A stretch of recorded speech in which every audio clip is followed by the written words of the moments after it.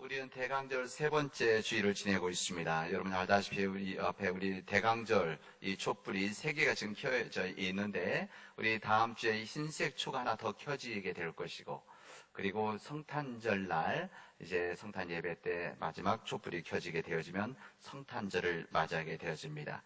이미 우리에게 오신 예수님, 그리고 우리에게 다시 오실 예수님을 기다리는 이 대림절 절기가 우리 사랑하는 모든 교우들에게 하나님의 은혜가 있기를 바랍니다. 우리 역사 가운데 가장 마음 아팠던 역사는 일제 침략이라고 할 수가 있습니다. 그 일본의 침략 횡포 때문에 많은 사람들이 그 당시 때 우리 조국을 떠나서 중국 쪽, 그다음에 시베리아 쪽으로 많이 이주를 했었습니다. 제가 오래전에 중국 선교를 위해서 중국을 방문한 적이 있었습니다. 그때 이제 제가 흑룡강성, 그러니까 다시 말하면 중국의 가장 북쪽에 있는 하얼빈, 우리 안중근 의사 역사로 알려진 이 하얼빈에 간 적이 있었습니다. 그리고 하얼빈에서 한 2-3시간, 3-4시간 떨어진 농촌 지역의 이제 교회에 또 전달할 성경 헌금이 있었기 때문에 그때 간 적이 있습니다. 그때 참 신기했던 것은 그 산속 깊은 곳에 조선족들이 모여 살더라고요. 근데 이제 거기에 모여 있는 분들이 이렇게 말씀하시는 거 보면 많은 사람들이 가까운, 그래도 이제 중국 삼성은 좀 떨어져 있죠.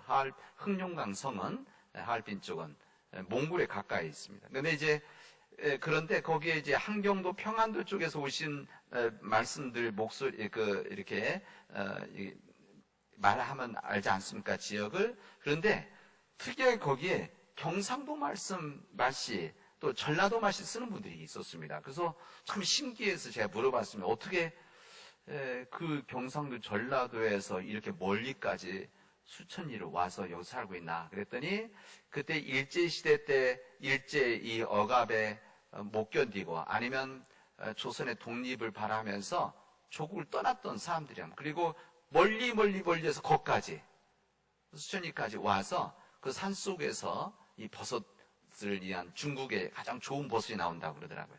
이 지역에 살고 있다는 거 그렇게 알게 되어졌습니다.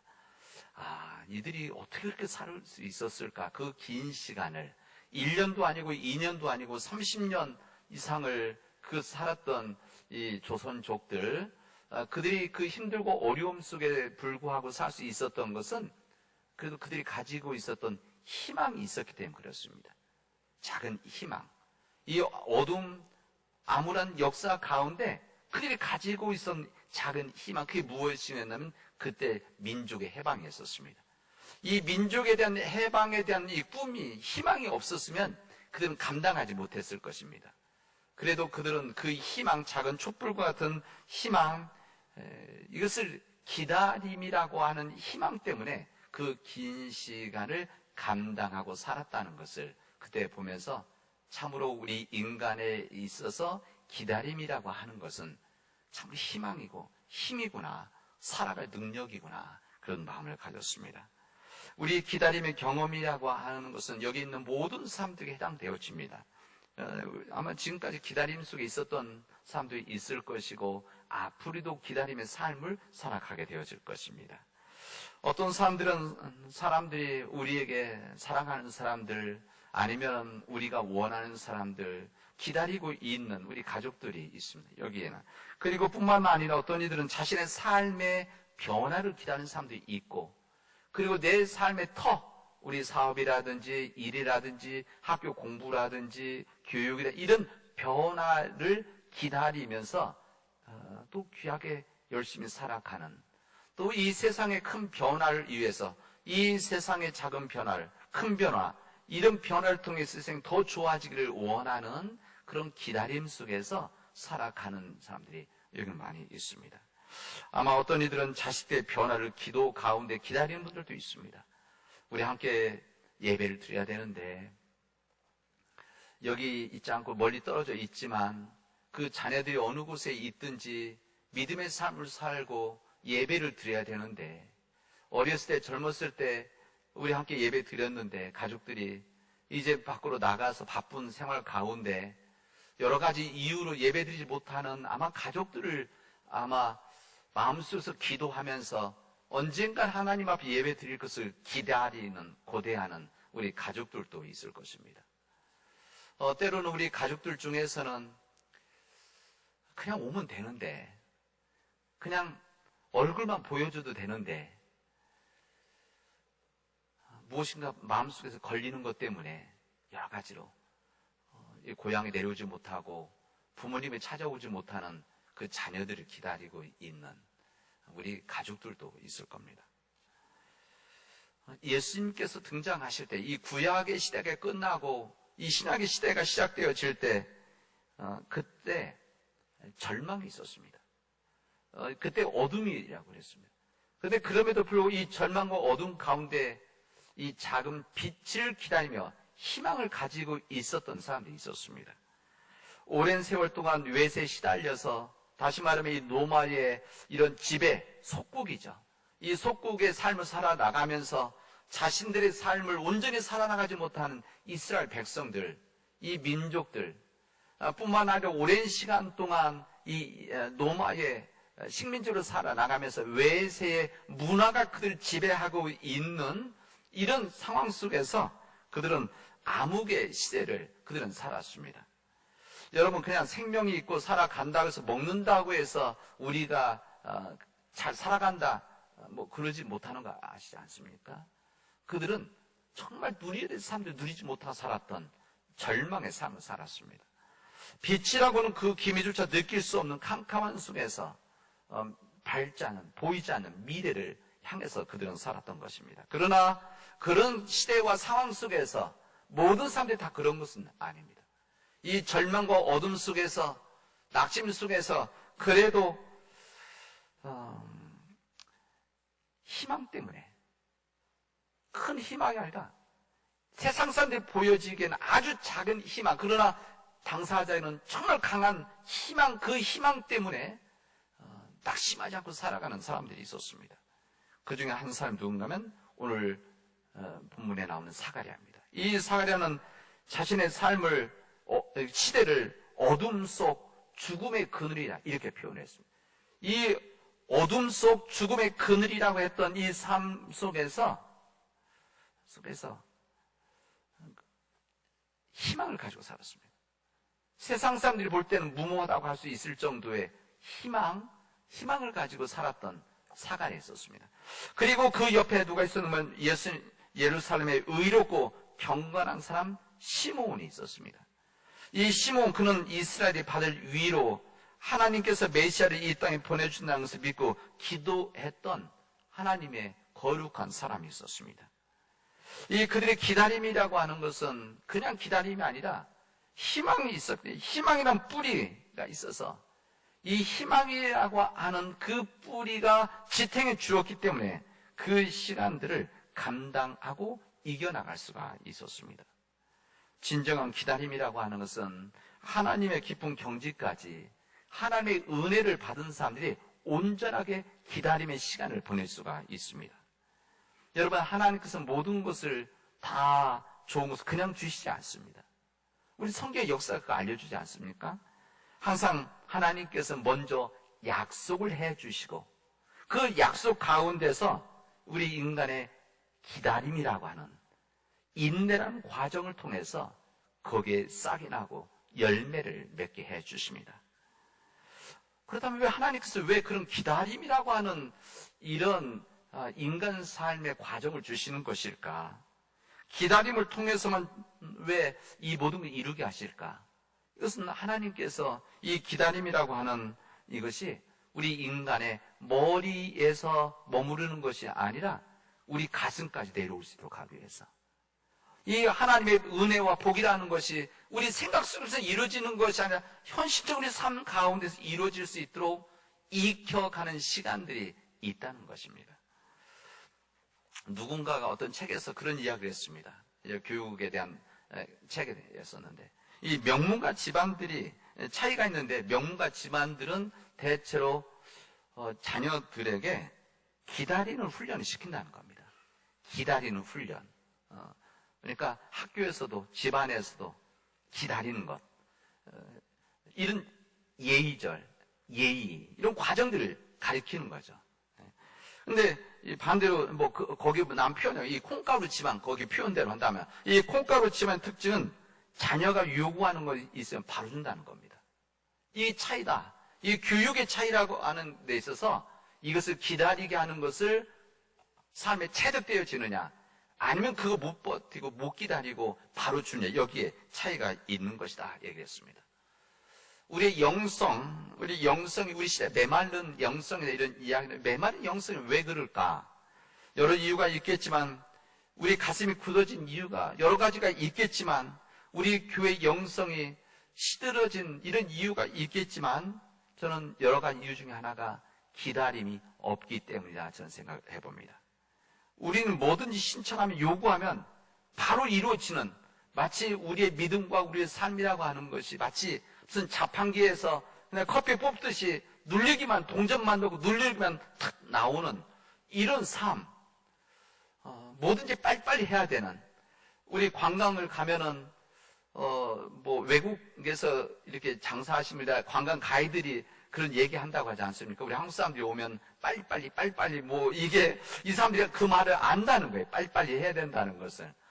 그만큼 우리 민족이 빨리빨리 문화다. 식당에 가서도 처음 요청하는 것이 제일 빨리 나오는 것이 뭡니까? 물어보고. 주문하고 나서 아직 빨리 안 나옵니까? 물어보고. 이런 것이 우리 습성 속에 있다는 거죠. 여러 가지 우리 삶의 역사와 환경이 있는 영향이지만 그렇습니다. 우리 누가복음에는 우리들이 익숙하게 잘 알고 있는 둘째 아들, 전엔 탕자의 비유라고 했죠. 요즘 탕자의 비유란 말 안 쓰는데 그냥 둘째 아들 비유가 여기에 나와 있습니다. 둘째 아들은 자신의 재산을 챙겨서 세상을 화려함으로 떠나게 되어지죠. 그런 물질이 자신의 정말 가장 큰 희망으로 생각을 했었던 겁니다. 그리고 쾌락이라는 것, 자기 삶의 가장 큰 희망으로 여기고 이것을 가지고 있으면 세상에서 가장 잘 살아가는 것이다 생각을 가지고 떠나게 되어집니다. 성경에 나와 있는데요. 가지고 나가서 어떻게 합니까? 화랑방탕해서 모든 것을 다 잃어버렸습니다. 그래서 돼지가 먹는 쥐원 열매를 먹는 것조차도 힘든 그 시간을 보내게 되어지는데, 그때 성경에 보면 이렇게 표현합니다. 이에 스스로 돌이켜 가로되 내 아버지에게는 양식이 풍족한 품꾼들이 있는데 나는 여기서 굶어 죽게 되어졌구나, 이런 이야기를 하게 되어집니다. 하여튼 결국은 그가 아버지로 돌아가죠. 결정하고 돌아가게 되어집니다. 아버지로 돌아가게 했던 그 이유가 무엇일까? 단순히 아버지가 먹을 것이 있어서, 먹을 것이 풍족한 품꾼들이 있어서, 거기 가면 좀 잠자기 좋은 곳이 있어서 그렇겠습니까? 그 부분도 없지 않아요. 있었겠죠. 인간이기 때문에. 그러나 저는 여기에 아버지가 나를 기다리고 있다고 하는 그 믿음이 있었기 때문에 돌아갈 수 있었다, 저는 생각합니다. 모든 사람들이 그런 절박한 상황에 다 돌아갑니까? 그러지 않습니다. 그 아버지가, 부모가, 누군가가 나를 기다리고 있다는 것을 작은 희망을 갖게 되어지면 그럼 돌아갈 수 있는 시작과 마음을 갖게 되어지는 겁니다. 점잖게 행동했던 형, 그리고 망나니같이 지냈던 둘째 아들, 이 두 사람은 많은 다른 삶을 살아가고 있지만 공통점이 있습니다. 이 공통점이 무엇인가면 아버지 재산을 향한 기다림이라는 것입니다.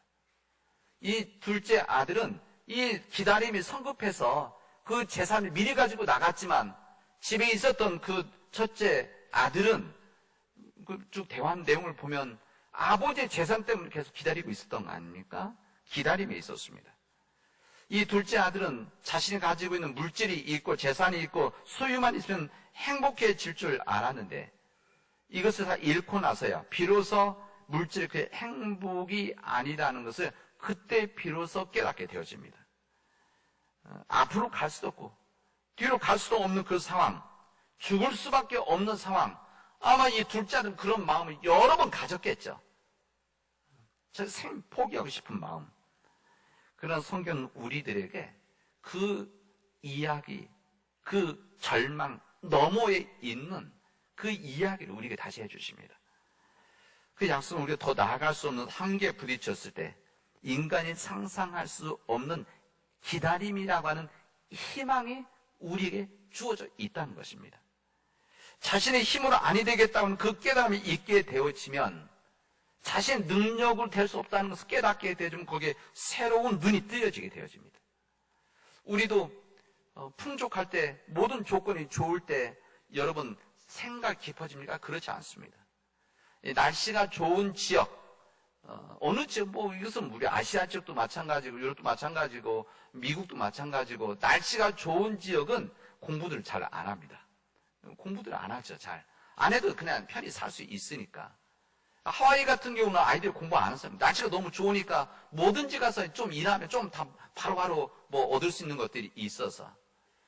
날씨가 대체 추운 지역, 미국의 좋은 대학, 아이비리그라고 하는 이 대학들은 다 추운 지역에 있는 학교들입니다. 다 추워야만 정신도 바짝 들고 또 실내에서 공부하죠. 그런 겁니다. 어쨌든 사람들은 극한 상황에 되어지면 새로운 눈이 뜨여지게 되어집니다. 그래서 너무 가까이 있어서 보지 못했던 놀라운 사실들을 깨닫게 되어집니다. 그래서 사람들이 눈을 뜨게 되면 그것의 절망과 죽음이 아니라 그 다음에 있는 놀라움이라고 하는, 기다림이라고 하는, 그리고 이 둘째 아들에게는 아버지의 기다림이 있었다는 겁니다. 이것을 깨닫게 되어지는 것이죠. 이 재산을 분할해 떠날 때 아버지는 아들을 막을 수도 있었을 것입니다.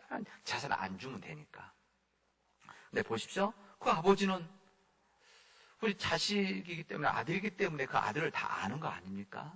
우리 부모들은 자식들 눈만 보아도, 얼굴만 보아도, 행동하는 것만 보아도 바로 알 수 있지 않습니까?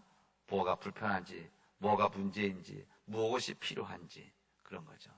이 아버지는 둘째 아들을 알았을 겁니다. 그 살았던 사람의 태도가 있기 때문에. 그래서 분명히 이 재산 주면 가지고 나가서 다 잃어버릴 수도 있을 텐데, 이런 생각을 당연히 했겠죠. 그러면 우리는 막지 않습니까? 근데 오늘 이야기는 예수님의 이야기지 않습니까? 그 아버지가 그대로 놔둡니다. 재산 주죠. 그리고 나가게 해줍니다.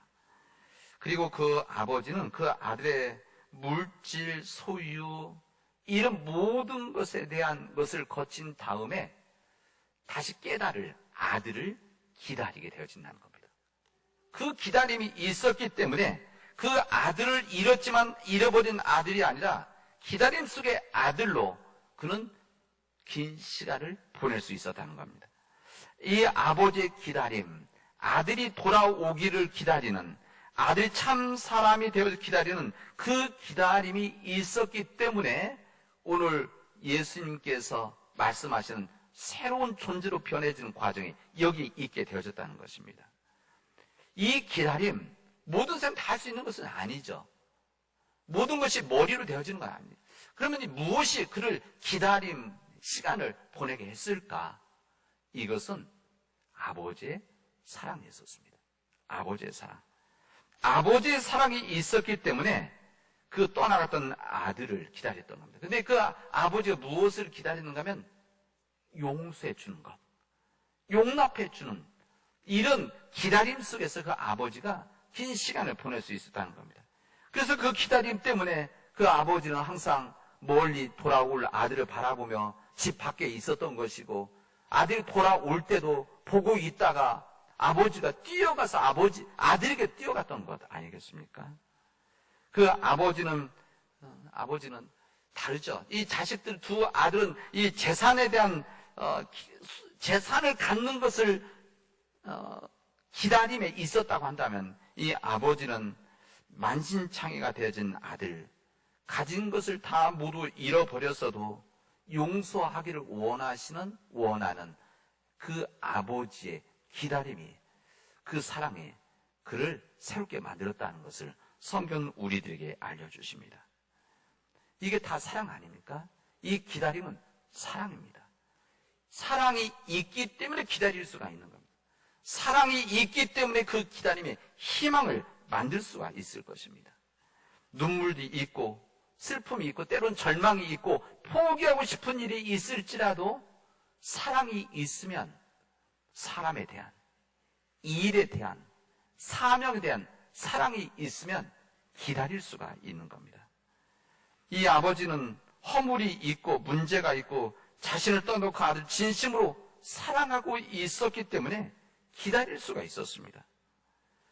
이 아버지는 이 아들이 전혀 문제가 없고 성공하고 돌아오는 모든 것을 이루고 이런 아들을 기다리고 있던 것이 아니라 그것이 없어도 그런 세상의 꿈이 끼어져 있어도 그냥 아들로 돌아오기만을, 그래서 함께할 수 있는 것만을 기다렸던 아버지의 마음, 그래 있었습니다. 그 마음이 우리 하나님의 마음이라는 것이죠. 예수님의 마음이 바로 그 마음인 것을 이 둘째 아들을 통해서 우리에게 알려주십니다. 교회가 왜 영혼을 살리지 못하고 평화의 공동체를 만들어내는데 힘드는가? 세상은 그런 이야기를 자주 하지 않습니까? 교회에 대해서 그런 이야기를 할 때마다 이 세상의 문제에 대해서 온전히 해결책을 내지 못하고 거룩한 영향을 주지 못한 교회들에 대해서 이런 이야기를 할 때 아마 여러분들도 마음 아프고 목회자인 저는 더 마음이 아프고 부끄럽습니다. 근데 왜 그럴까? 저는 그것은 우리 교회가 기다리는 아버지의 마음, 기다리는 아버지의 영성이 부족하기 때문이다, 그런 생각을 해봅니다. 어떤 사람들에 대해서, 어떤 일들에 대해서, 어떤 사명들에 대해서 기다림이 있어야 되는 것이죠. 그 기다림, 근데 그냥 이 기다림이라서 소극적인 것이 아니라 정말 적극적인 거 아니겠습니까? 왜냐하면 그 안에 고통이 있기 때문에. 그래서 그 기다림 속에 있을 때 여기 무엇인가 새로운 역사가 만들어지는, 이것이 안 되기 때문에 교회가 메마르고 시들었다, 이런 이야기를 하는 겁니다. 우리 선생님들에게서 시험도 있고 훈련시키는 것도 있죠. 우리 학생들이 시험 보는 거 있지 않습니까? 여러 가지 이유로. 여러분, 이 시험이라고 하는 것은 또 훈련이라는 거 무엇이냐? 시험이 훨씬 쉽습니다. 우리 선생님들에게 있어서 시험 문제를 내고 시험을 시험 보고 나면 바로 점수가 판단이 되어지고 60점 이하 낙제 예를 들면 이렇게 표현할 수가 있고 판단할 수가 있을 겁니다. 그럼 훈련은 무엇인가? 훈련은 앉아있는 우리 아이들, 학생들을 60점 이상으로 만들어가는 과정들 아니겠습니까? 그런 겁니다. 근데 그 과정이 쉽습니까? 어렵습니다. 한 번에 되는 게 아니라, 두 번에 되는 게 아니라 오랜 시간 동안 반복해야만 전체 학생들이 올라가요. 이게 바로 시험이 아니라 훈련이죠. 그런 겁니다. 한 사람이 한두 명이 100보로 걷는 것이 아니라 100사람이 한 보, 두 보를 함께 걸어갈 수 있도록 만드는 과정들이, 이게 진정한 교육이고 훈련이지 않겠습니까? 그런 겁니다. 여러분, 그렇게 생각하면 교회는 시험 보는 곳입니까? 훈련하는 곳입니까? 저는 이 부분을 잘 생각해야 된다고 생각합니다. 우리 교회는 시험 보는 곳이 아니라 훈련하는 곳입니다. 이 시험이라고 생각하는 사람들은 자꾸 이런 생각을 하죠. 아이고, 저 사람은 예수 믿는데 왜 저 모양이야? 저 사람 집사인데, 권사인데, 목사인데, 장로인데 이렇게 막 살 수 없어? 이것은 우리 교회를 시험 보는 곳을 생각하면 그런 마음이 되어집니다. 그러나 우리가 훈련이라고 생각한다면 그렇게 이야기 않죠. 그렇게 생각하지 않죠. 그런 사람들 그렇게 대하지 않습니다. 이 시험이라고 생각하기 때문에 끊임없이 사람들을 정죄하고 때로는 판단하고 때로는 마음 아프게 하는 일들이 있게 되어지는 것입니다. 여러분, 주님이 원하시는 교회는 시험 보는 교회가 아니라 훈련하는 곳입니다. 그래서 하나님의 백성으로, 하나님의 마음으로 기다리는 영성을 잘 키워서 이 작지만 희망을 만들어 나가는 일들, 교회 공동체 속에서 또 우리 교회에서 다듬어진 이 영성 가지고 신앙을 가지고 세상으로 나가서 우리가 일하는 일터에서, 직장에서, 또 학교에서, 또 우리 시설들과 유치원에서, 어린이집에서 이런 마음을 가지고 사람들을 시험하는 것이 아니라 교육하고 훈련하는, 그리고 그것을 통해서 변화시켜 나가는 이런 역사를 만들어 나가는 것이 우리 교회인 것이죠. 여러분, 교회에서 그래 중요하기 때문에 중요한 것이 바로 기다림의 영성입니다. 신영복 선생님이라고 이분 유명한 성공에 대해 교수로 계셨던 이분이 이제 젊은 날 이제 사회를 위해서 일했던, 그래서 감옥에도 가고 그랬었죠. 뭐 소주 처음처럼 글자 써갖고 기부를 받았던 이분입니다. 이분이 그런 이야기를 했습니다. 이 기다림이라고 하는 것은 더 많은 것을 견디게 하고, 더 먼 데 있는 것을 보게 하고, 캄캄한 어둠 속에서도 빛나는 눈을 갖게 하는 것이 기다림이다. 이렇게 이야기를 했었습니다. 여러분, 기다린다는 것은 모든 것을 참고 견디게 할 뿐 아니라 무엇보다도 자기 자리 하나 굳건히 지키게 해주는 옹이 같은 아주 단단한 힘을 만들어주는 것이 사랑의 바탕에 된 기다림이라는 것입니다. 여러분, 기다림이라고 하는 것은 희망입니다. 기다림은 희망이죠. 이 희망이 있기 때문에 기다림 속에서 이겨낼 수가 있는 겁니다. 우리 기다림이라는 것은 사랑입니다.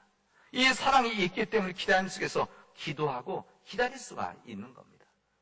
우리가 기다림이라는 것은 믿음입니다. 믿음이 있기 때문에 약속된 것을 기다릴 수 있는, 인내할 수 있는 힘을 만들어주게 되어집니다.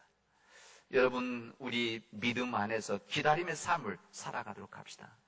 언젠가는 다시 만날 수 있을 것이라고 하는 그런 기다림, 우리 사랑하는 사람들과 다시 만날 수 있을 것이라는 그런 기다림, 또 귀한 일들이 우리에서 이루어질 것이라고 하는 희망의 마음을 가지고 있으면 언젠가는 우리의 때 우리의 방식이 아니라 하나님의 때 하나의 방식으로 그 열매를 맺을 수 있다라는 그 기다림, 우리 교회가 감당하는 이 거룩한 일들 가운데 기다림 속에 이 놀라운 역사가 시작되어진다라고 하는 그 믿음을 가지고 오늘 대리운전 셋째 주일을 우리 함께 나누고 하나님께 영광 돌리고 그 믿음을 가지고 세상으로 나아가도록 합시다. 힘들지만 주님께서 함께 하시고 도와주실 것입니다. 기도합시다. 은혜가 풍성하신 하나님 감사합니다. 오늘 저희들에게 귀한 은혜 주셨는데 하나님, 우리가 기다림 가운데 희망을 갖게 하시고 기다림 가운데 주님 사랑과 믿음의 역사가 이루어지도록 도와주시옵소서. 다가오시는, 우리 겸손하게 다가오시는 예수 그리스도를 기다리는 그 마음으로 우리 대림절기를 거룩하게 지낼 수 있도록 인도하여 주시옵소서. 예수님의 이름으로 기도합니다. 아멘.